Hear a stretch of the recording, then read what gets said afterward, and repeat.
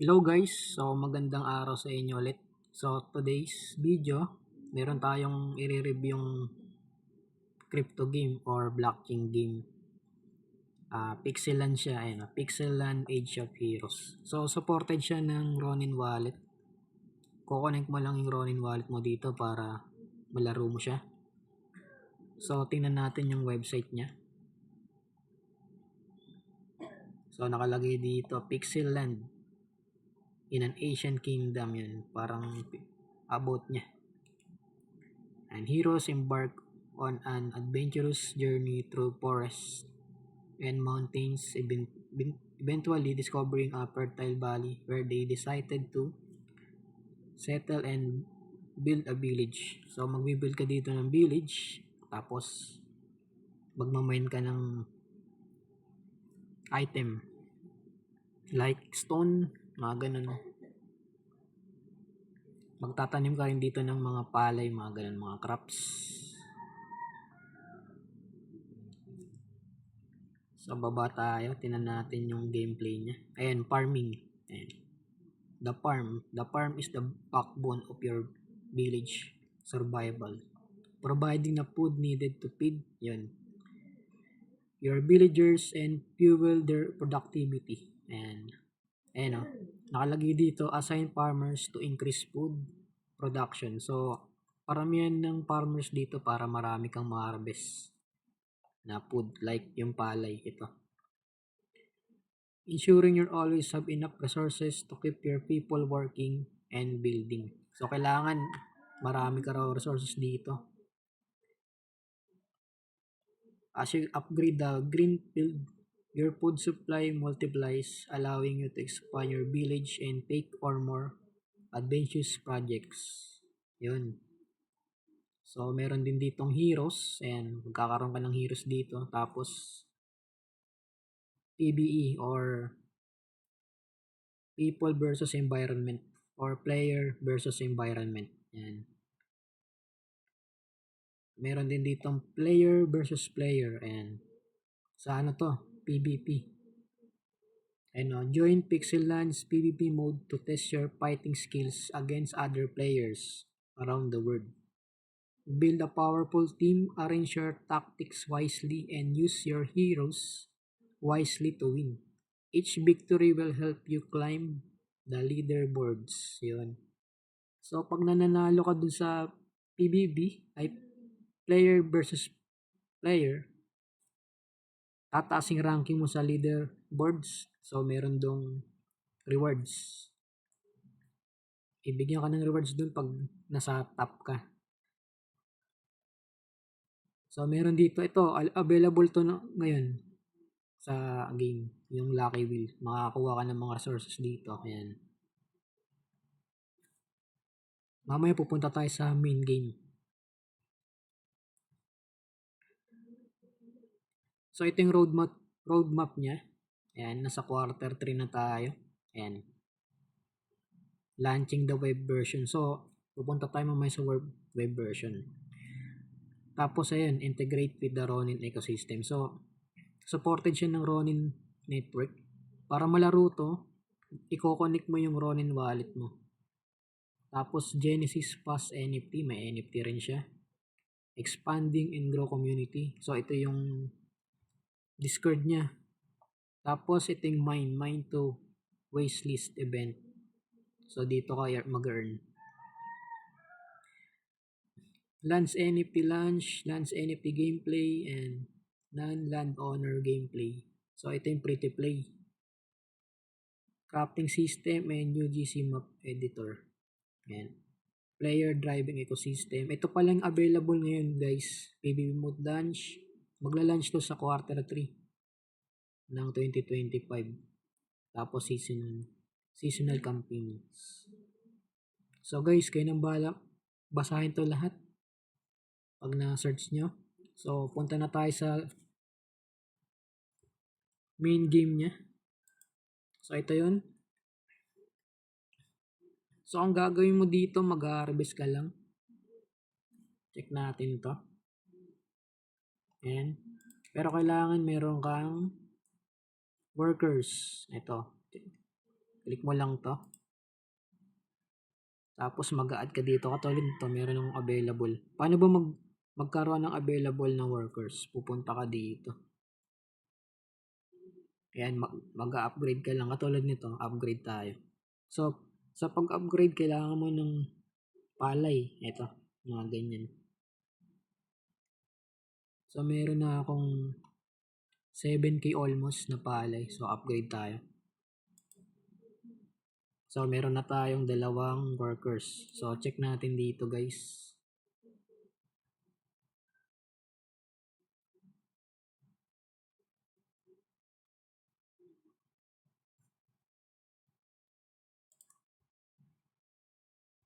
Wait lang.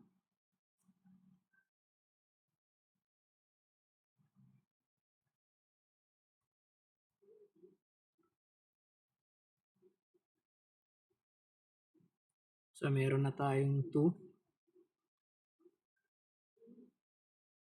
Harvest muna tayo, guys. Ganito lang pag-harvest. I-click mo lang to. Harvest na yata natin. Ito, harvest natin. Tapos, madadagdagan yung kahoy natin, guys.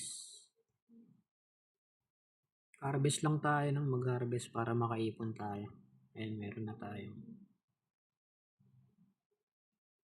Tapos, ito. Ayan, nag-build kasi ako kanina. So, 3 hours pa bago ma-build siya. Yung quarry natin. Itong quarry kailangan to para mag-upgrade ng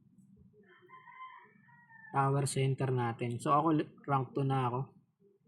So, para mag-rank 3, kailangan natin ng 100k na logs or punong kahoy, tapos palay 130,000, tapos itong quarry natin kailangan makaipon tayo ng almost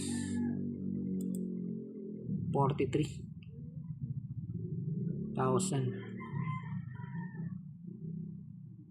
So 9k pa lang ako sa quarry natin. So ipon-ipon lang tayo, guys. So paano maka-earn dito, guys? Punta tayo dito sa summer mining.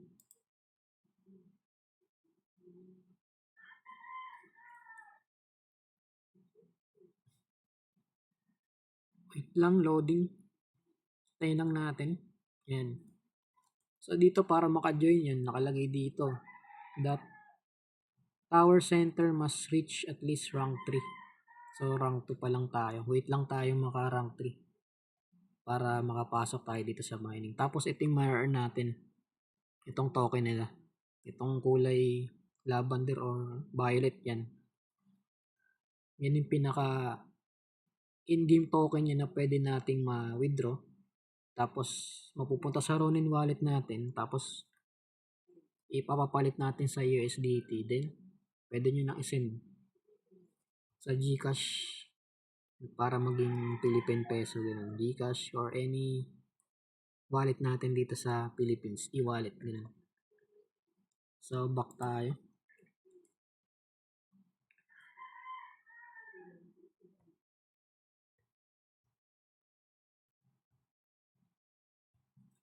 Hanapin natin yung kanina, worker. Hindi ko makita, pasensya na, guys. Worker.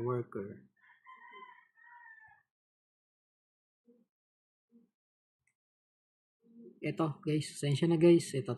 Workers. And so nakadalawa na tayo dito, 'di ba? Na upgrade natin. Upgrade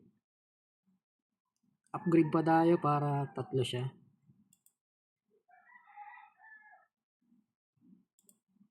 So 3 na 'yan.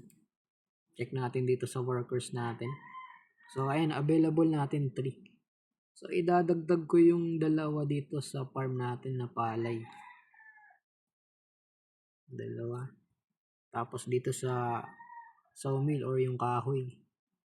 Yan, 0 na yung available para sama rin natin pareho na yung mga ganyan. Tapos confirm natin. Okay na yan, confirm na yan. Ayan, balik lang tayo. Tapos sinabi dun kanina sa website yung hero. So dito makikita yung hero natin. Sa akin, dalawa ng hero ko. So, saan ba ginagamit yan, guys? Sa dungeon yan, guys. Dito. So, kagabi pumunta ako dito. So, i-claim na natin. Yan, 245 yung claim natin na coin. Tapos, punta tayo dito. Wait, ito dito lang ang available sa akin. Check ko lang to. There is no shootable hero. So, dito lang tayo shoot. Kagabi dito ako pumunta kaya naka-earn ako. Wait lang guys. Tingnan natin available.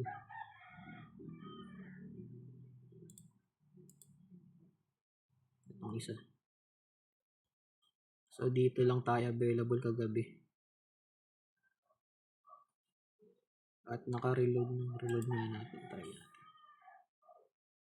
Tapos, ayan. Check natin.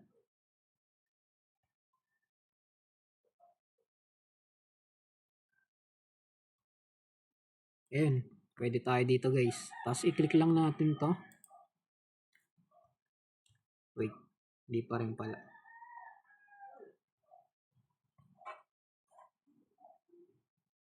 Kailangan natin ng hero. Mag-mint tayo ng hero guys.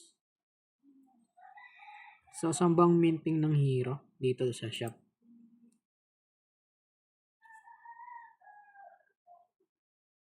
And mag-mint ka dito guys. Kailangan mo ng 10k. O sakto, may 10k na tayo. Try natin mag-summon. Wait lang, tingnan natin Lucky. Lucky Wheel. Summon tayo guys.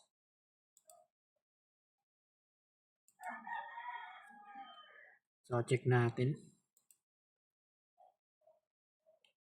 So, inventory. Dito yung guys, inventory. Tapos, ito yung nasummon natin na hero. Tapos, max lang natin. Open. So, meron tayong isang hero. So, saan makikita yung hero? Dito. Ayan, 3 na. Try natin kung pwede nating ilaban sa dungeon. Dito. Check natin. Hindi pwede siya. Ito.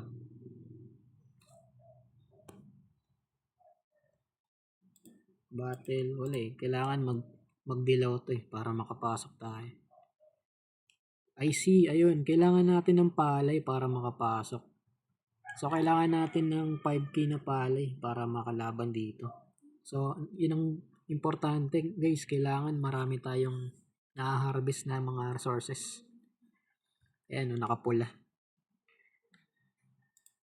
So, kailangan pa nating mag-harvest yung pula. Ayan, may mga requirements siya para makalaban guys. Ito sa akin, itong isa, yung Lamia. 15k na paling kailangan. Saka itong quarry. Yung dilaw ay yung green. Check natin. Ayun nga, 5k na palay. Kailangan. Check natin kung makakalaban tayo. 5k, 11k. Harvest pa tayo.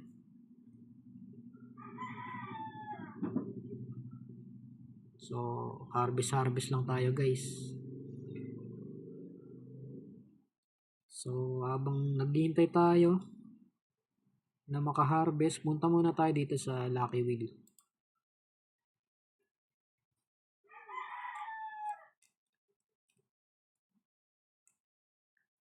So, dito makakuha tayo ng resources. And, spin tayo.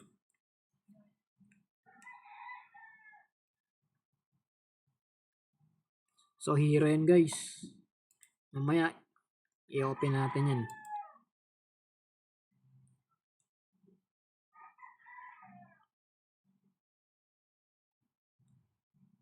Okay, kailangan to para maka-upgrade ng hero. Itong clip.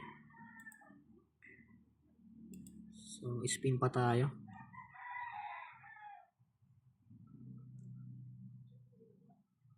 Okay. Tap lang, tapos i-times to natin.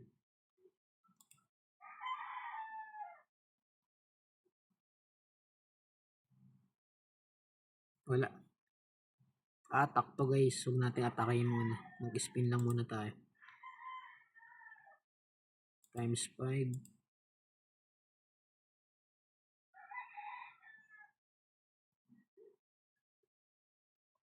Okay. Busin natin. I-times 10 na natin.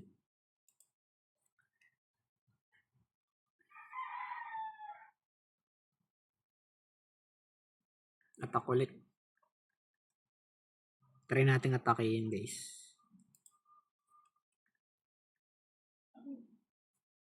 Ito. Yung wood natin.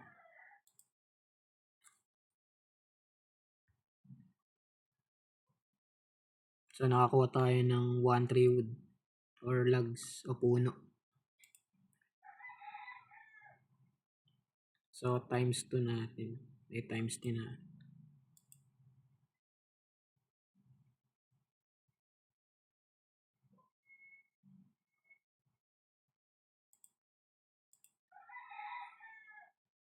Times 2.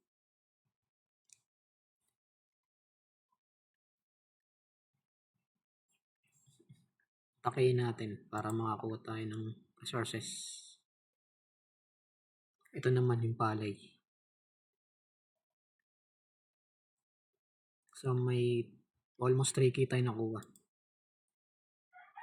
So ganun lang guys sa wheel. Meron pa tayo isa.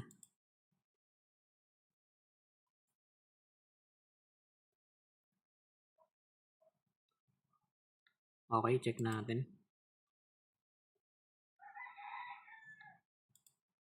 Shield. Tapos yung hero natin, i-open na natin. Open natin. Ayan, meron tayo. Hero. Open na rin natin to. Max natin. Isa pa. Max natin.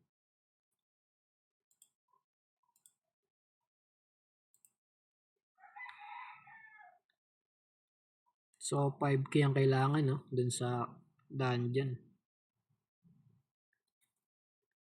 Wait natin.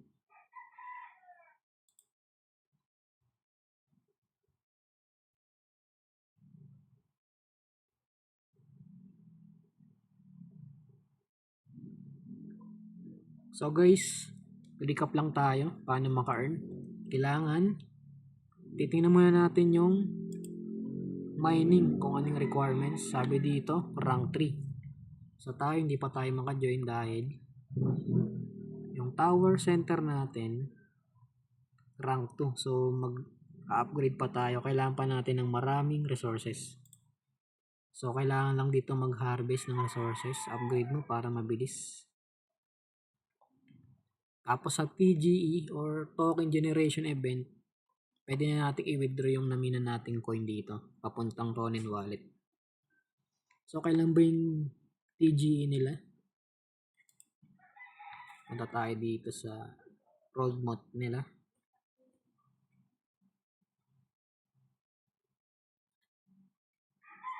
Ayan, nakalagay dito. Quarter 4 ng 2025.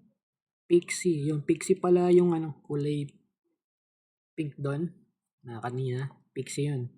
Pixie token TGE. Ibig sabihin ng TGE guys, token generation event yan kung saan magiging live na yung coin o yung crypto. Tapos pwede na natin i-withdraw yung na-earnings natin. Papuntang Ronin wallet natin. Tapos ipapalit sa USDT. Papuntang Philippine Peso. Ganun. Ito yun.